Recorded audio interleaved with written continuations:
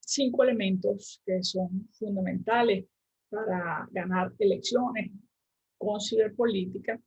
Son 5 elementos de los que comentaremos, pero que no están ordenados, no están jerarquizados ni tienen un orden de importancia particular. Hablaremos de la ciberpublicidad, de las bases de datos, de la segmentación, de la ludificación y del storytelling o del manejo del relato. Pero antes que eso, debemos decir que pese a que la ciberpolítica es una herramienta, un instrumento potentísimo, sigue siendo instrumental. Y la ciberpolítica y las nuevas herramientas, por más sofisticadas que sean, por más sofisticadas que luzcan, siempre deben estar al servicio de la estrategia de la campaña, de la estrategia comunicacional general, y fundamentalmente de 2 atributos de la estrategia, como lo son el mensaje y la definición clara de las audiencias. A partir de esa definición estratégica podemos hacer que las herramientas estén a nuestro servicio y no al revés, que no seamos nosotros el servicio de las herramientas. Y empezamos por la ciberpublicidad, ¿no? Hay un muy claro desplazamiento del centro de gravedad de las campañas hacia el mundo digital, que a su vez es respuesta clarísima de los cambios de hábitos del consumidor global hacia un consumo cada vez más digital de los medios. Y esto también es otro elemento que ha sido acelerado fuertemente por la campaña, ¿no?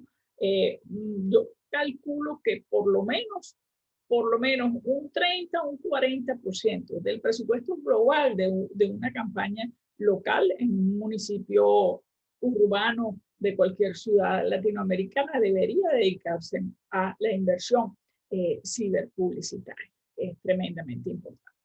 Y en la inversión ciberpublicitaria, pues viene siendo, y lo sabemos, líder Facebook, pese a toda la erosión de su reputación que ha tenido a raíz de las autopsias de las contiendas del 2016, o todo el revuelo causado por Cambridge Analytica y los diversos escándalos que rodearon toda esa investigación posterior a las campañas de 2016, pero sigue siendo Facebook, a mi juicio, la plataforma más eficiente para la inversión ciberpublicitaria.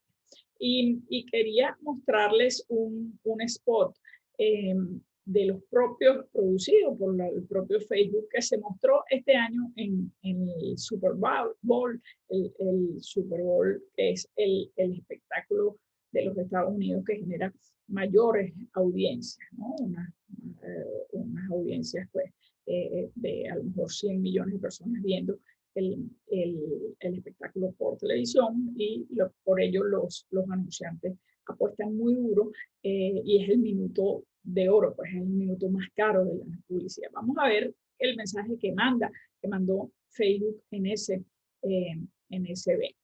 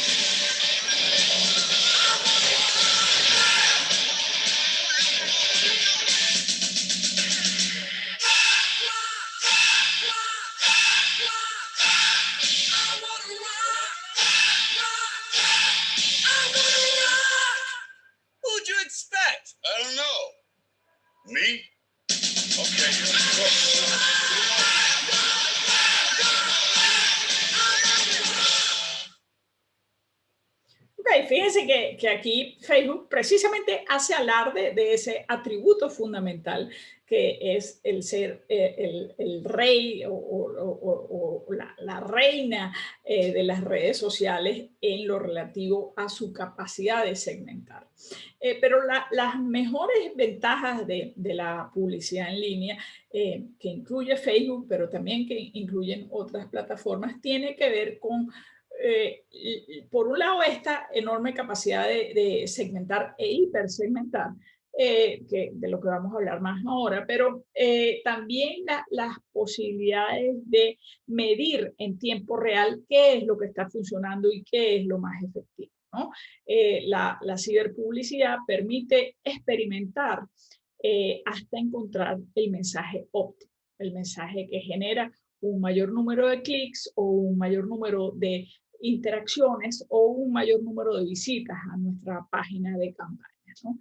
Entonces, si nosotros aquí, como el ejemplo que nos muestra Facebook, podemos orientarnos a fanáticos del boxeo o a fanáticos del yoga, ¿no? Y lo podemos hacer en una ciudad en particular o lo podemos hacer en un segmento, una tribu urbana particular.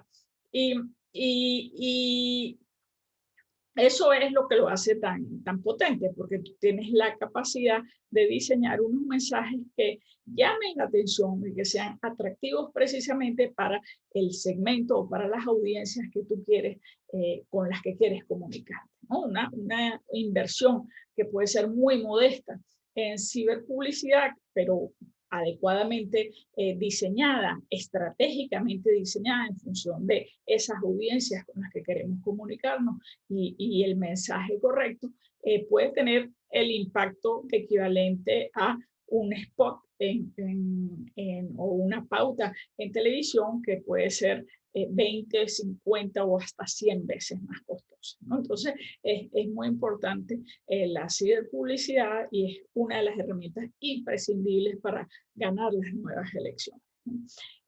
Luego, aquí hay algunos tips de que cuando estamos haciendo bien nuestra ciberpublicidad, en general nosotros queremos hacer una inversión ciberpublicitaria que nos ayude a tener impacto orgánico. ¿Qué es impacto orgánico? Es el impacto que no es pagado. O sea, no solamente queremos que nos vean, sino queremos generar una viralidad. O sea, queremos que el mensaje sea tan atractivo que apetezca mandarlo por WhatsApp o apetezca compartirlo en tu muro, ¿no? Entonces, ese es el impacto orgánico que buscamos. Y una manera muy efectiva de saber si estamos haciendo bien la ciberpublicidad, si estamos generando buenas piezas, es cuando nuestro impacto orgánico es mayor que nuestro impacto pagado, que es esa pauta por la que hemos pagado, ¿no? Una proporción 2:1, así como la que se muestra aquí arriba en el cuadro, es un fenómeno viral, es una muy buena pieza que está generando un gran impacto. Una proporción de 1:3, donde lo que pagas es lo que generas de organicidad, es la tercera parte de lo que pagas, es un buen trabajo mensual. Esto es lo normal cuando se están haciendo las cosas bien. Es decir, no el fenómeno que estamos viendo arriba, donde lo orgánico es el doble de lo pagado. Lo normal es que lo pagado sea mayor que lo orgánico y una proporción 1:3 es un buen mensaje. Una relación 1:10, tú dices, bueno, esto no me está funcionando, vamos a cambiar. Y una relación de 1:20 nos indica que hay debilidades muy profundas en el mensaje que pueden ir más allá incluso de la pauta, ¿no? Podemos estar hablando de problemas del mensaje que tienen que ver con problemas ya estratégicos. Es decir, si yo hago una pauta publicitaria y genero, tengo 100.000, un impacto de 100.000 vía paga, pero solamente tengo 20 veces menos tráfico orgánico, quiere decir que hay un problema grave del mensaje, ¿no? Entonces aquí pues algunos tips de cuándo es bueno, cuándo no es bueno, ¿no? Pero fíjense que todo esto, cuando nosotros hacemos ciberpublicidad, queremos también alimentar las propias bases de datos, ¿no? Porque cuando hacemos una pauta ciberpublicitaria en Facebook o en Twitter o en Google Ads, por ejemplo, estamos trabajando y apoyándonos sobre las bases de datos que tiene Facebook, que tiene Google o que tiene Instagram, ¿verdad? Pero cualquier esfuerzo de campaña debe tratar de construir sus propias bases de datos, ¿no? Una buena base de datos que está levantada con recursos propios permite establecer canales de comunicación directos que nos permiten prescindir de las redes sociales y nos permiten, o más que prescindir, nos permiten complementar el trabajo en redes sociales y el trabajo en ciberpublicidad y nos permiten alentar el mensaje directo, ¿no? El trabajo directo con los mensajes, es decir, crear nuestras propias bases de datos nos permiten tener nuestras propias listas de contacto directo vía correo electrónico, que es muy importante, vía grupos de WhatsApp, pero también vía grupos privados de Facebook, que es una fórmula muy, muy potente también. Pero al final, las bases de datos son las que nos permiten tener esa gran red que suele ser dispersa y que puede ser desordenada y que puede tener un entramado con muchas redes sociales distintas, nos permiten tener un orden importante, ¿no? El modelo aquí es el de la primera, sigue siendo todavía hoy el de la primera campaña de Obama 2008, donde cada vez que Obama iba a un evento, pedía el email y el teléfono celular de las personas que estaban participando. Entonces, al cabo de cuando cerró esa campaña, cuando ya Obama era presidente, tenía unas bases de datos de contacto directo para el contacto directo que le permitieron esa conexión con sus bases electorales más fuertes, ¿no? Entonces, aquí hay otro ejemplo interesante de bases de datos, de cuando la tecnopolítica se utiliza para construir bases de datos. En este caso es el caso de la Bolsa Familia del PT de Brasil, que incluso aquí hay elementos que te hacen cuestionarte éticamente la validez de la herramienta, pero el caso es que Bolsa Familia construyó unas bases de datos potentísimas para el contacto directo, ¿no? Y en gente que en segmentos muy populares que no necesariamente eran usuarios de redes sociales, ¿no? Esto también es tecnopolítica, esto también es ciberpolítica, es política 2.0, aunque no estemos hablando de redes sociales. ¿Okay? Al final, lo que uno busca es que esa gran red de redes que está articulada y gente que se organiza y se agrupa por sus intereses, por su localización, por modas, o por lo interesante que le pueda resultar una u otra red social, que nosotros tengamos la manera de entrar a ese ecosistema y dominar ese ecosistema teniendo nuestras propias bases de datos, ¿no? Al final, que tú no tengas que depender exclusivamente de tu publicidad en redes sociales, sino que tú puedas establecer métodos de contacto directo con correos electrónicos, que sigue siendo, aunque no está muy de moda, ya sigue siendo una forma muy poderosa de mantener el contacto, ¿no? las listas de envío y todo esto, complementada con métodos de contacto directo a través de las plataformas, como los grupos de Telegram, los grupos de WhatsApp y el contacto a través de celulares, o incluso, aunque suena ya muy de siglo pasado, los mensajes de texto que siguen siendo, particularmente en las zonas más pobres, las zonas más rurales de Latinoamérica, unos instrumentos de comunicación útiles todavía hoy por hoy. Un tercer elemento muy importante y del que hemos estado hablando todo el tiempo es la segmentación como tal. Quizás hemos debido poner esta lámina antes, ¿no? Pero la segmentación, cuando nosotros hablamos de segmentar, lo que estamos haciendo es hablar de ordenar, ¿no? O sea, cuando segmentamos, lo que estamos haciendo es clasificando, es usando bases de datos para ordenar las audiencias, ordenar el electorado, ¿no? Es como si tuviéramos un gran cuarto lleno de archivos, archivadores muy ordenados, y en uno de los cajones tenemos a las mujeres que son primeras votantes del distrito de Lima, por ejemplo, y en otro tenemos a los electores que son campesinos del mundo rural cerca de Huancayo, por ejemplo, ¿no? Entonces, allí nosotros vamos ordenando los electores en función de las bases de datos y de acuerdo a sus características demográficas, geográficas, pero también sus características de estilo de vida, sus preferencias, si son ciclistas, si les gusta el béisbol, si les gusta hacer yoga, ¿no?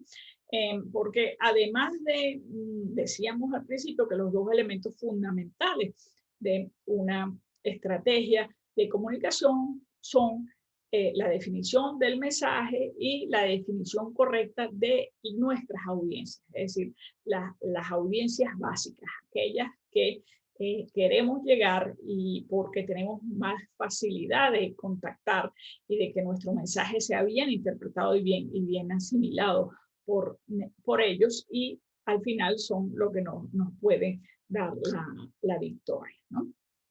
En los últimos años viene satanizándose un poco la hipersegmentación a raíz precisamente de las elecciones de 2016 y 2017, pero a mi juicio se está confundiendo un poco causa con efecto al creer que son las redes sociales y la hipersegmentación las que están causando daño a la democracia. Porque al final lo que ha cambiado de una manera definitiva es la manera como los electores están consumiendo la información, como el elector, el patrón de consumo de la información de los electores ha cambiado dramáticamente, ha cambiado 180 grados, y entonces en ese nuevo patrón de consumo la microsegmentación llegó para quedarse, no solamente en el mundo de la política, sino también en el mundo del mercadeo de productos de consumo masivo, del mercadeo puro y duro. De nuevo, un ejemplo, volvemos a Obama, porque Obama sigue siendo, aunque ya han pasado tantos años, sigue siendo un referente importante de todas estas técnicas de segmentación y microsegmentación. Luego, un cuarto elemento es el de hacer las cosas divertidas, ¿no? Hacer las cosas jugando, hacer las cosas que apetezcan. Y esto guarda incluso más sentido cuando en las campañas post pandemia, pues hay un estado anímico que es muy particular, ¿no? Entonces, el hecho de que nosotros podamos transmitir un mensaje de una manera lúdica hace que el mensaje sea más fácilmente asumible, ¿no?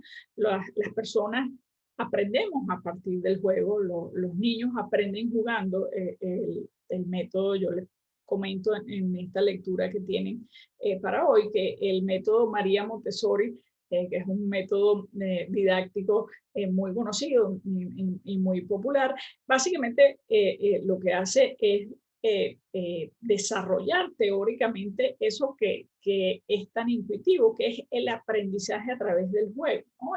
El cerebro se desarrolla a través de una estimulación particular, el cerebro del niño, y parte de esa estimulación viene precisamente del juego, ¿no? Entonces, se viene hablando mucho de la gamification, que es esta ludificación, que no es otra cosa que ese concepto de usar el juego en los elementos cotidianos del mensaje y de la campaña, ¿no? Porque te permite hacer interacción con los electores, ¿no? Aquí hay dos ejemplos. Este es un ejemplo de una app que se desarrolló, una app para Facebook, una app competitiva que promovía la constitución de comandos familiares, de comandos de campaña familiares y la ejecución de actividades de campaña en la calle que generaban puntos. Entonces se hacía una dinámica competitiva donde uno de los incentivos era la competencia entre comandos y otro era el ganar los premios, ¿no? Bueno, esto es una descripción de lo que fue esa app, pero básicamente es el concepto de cómo tú involucras la ludificación o los juegos en las dinámicas de una campaña o de una campaña digital, ¿no? Para hacer que eso haga el mensaje más fácilmente transmitible y genere una conexión y un diseño en red, ¿no? Un diseño en redes. Un elemento vinculado a la ludificación es el humor, ¿no? Así como los niños aprenden jugando, también el humor es una forma de aprender y una forma de hacer un delivery del mensaje que llega mucho más fluidamente, llega mucho mejor, ¿no? Se dice que si logramos poner una sonrisa en la cara de nuestro interlocutor, quiere decir que el mensaje llegó, ¿no? Entonces, generar mensajes, por un lado lúdicos y por otro lado humorísticos, es potenciar las capacidades de que ese mensaje llegue donde debe llegar y que genere a su vez viralidad en redes sociales, ¿no? Aquí, por ejemplo, la generación de memes en campañas es un buen ejemplo de cómo un meme que es humorístico puede generar una viralidad que está asociada a un mensaje particular de campaña, ¿no?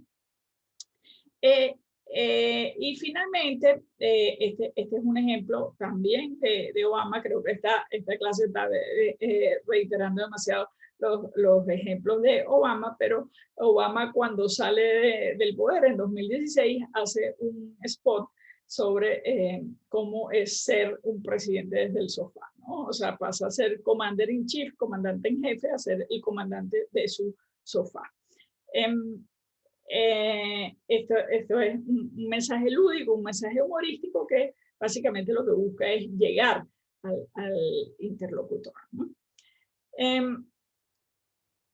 Y finalmente, el quinto de los elementos es cómo contamos estas historias, ¿no? Y cómo lo contamos es la capacidad que tienen los relatos de ser el hilo conductor de todos nuestros esfuerzos en redes sociales.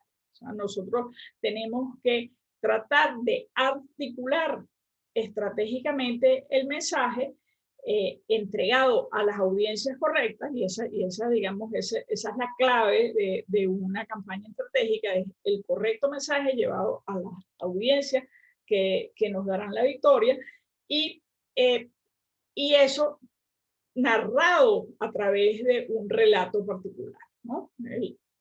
El contar una historia, por ejemplo, esta foto, esta es una foto muy, muy conocida, pero lo interesante de esta foto, que no es tanto una foto política, pero causó 2 millones de retweets en una hora, ¿no?